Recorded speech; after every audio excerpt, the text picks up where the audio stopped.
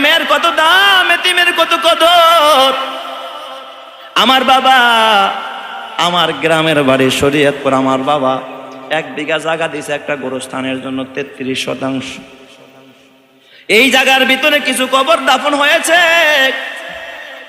ওরা একটা মিটিং করছে, কমিটি করবে কবরস্থানের উন্নয়নের জন্য। আমি তেমনি ব্যস্ত থাকি, বাড়িতে তেমন যাইতে পারি না। একদিন এলাকার সবাই বললেন, ফরিদি সাহেব আপনি আমাদের ওই মিটিং অ্যাটেন্ড করবেন, থাকবেন।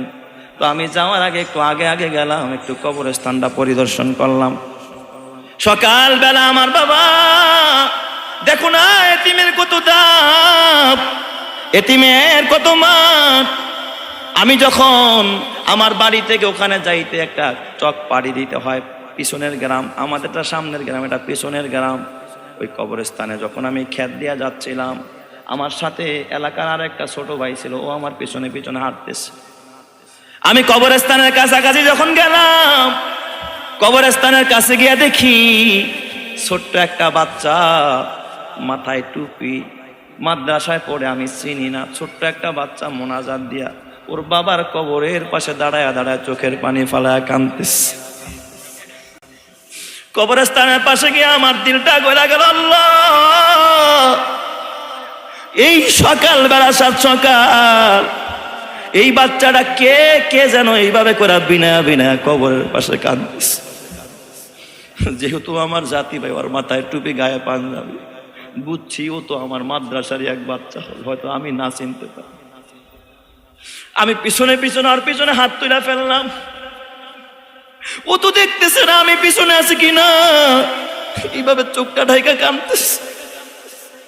ছোট বাচ্চা, ওর কান্না যেন আমার দিলের মধ্যে আঘাত করতেছে। আল্লাহ, নিশ্চয় ওর কোনো আত্মীয় হবে কবরের মধ্যে শুয়ে আছে।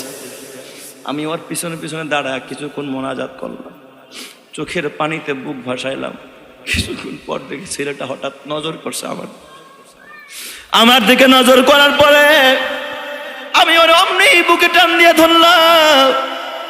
আমি জিজ্ঞাসা করলাম, বাবা এটা কার কবর, তুমি একা নাকি, এখানে কাঁদো কেন?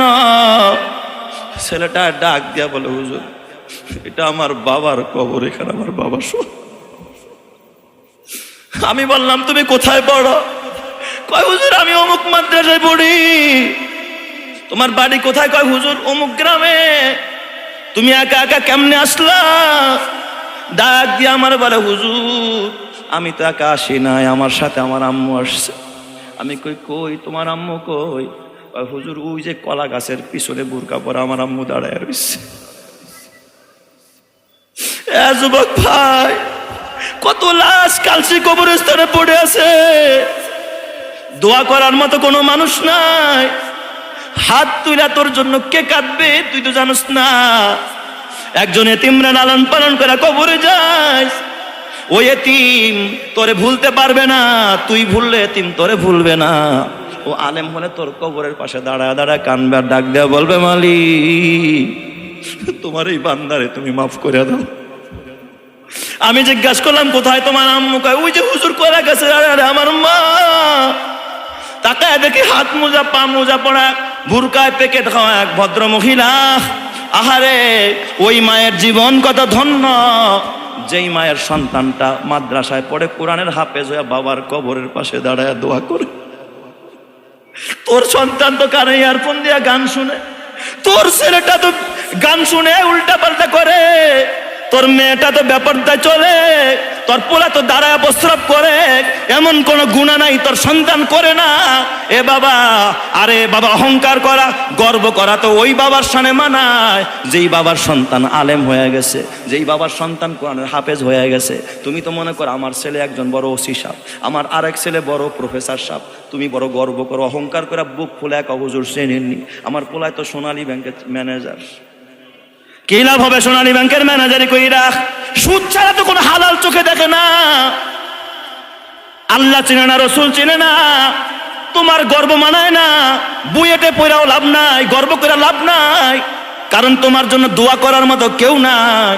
একটা ছেলেকে যদি হাফেজে কোরআন বানাও, আলেম বানাও, যদি একটা সন্তানকে দিনদার বানাইতে পারো, কসম আল্লাহর তোমার জন্য দোয়া করবে, এটা তোমার গর্বের বিষয়। কথা ঠিক না ব্যাটিক? এই